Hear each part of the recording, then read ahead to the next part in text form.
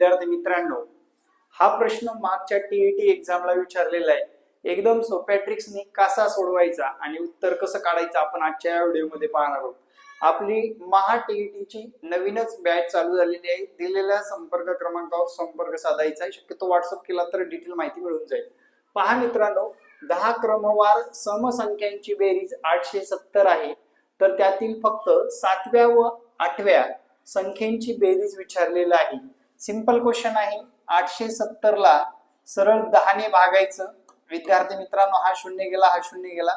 आता 8व्या म्हटले बघा, इकडे 5 संख्या असणार आहेत. 7व्या व 8व्या 6वी संख्या ही 88 असणार आहे.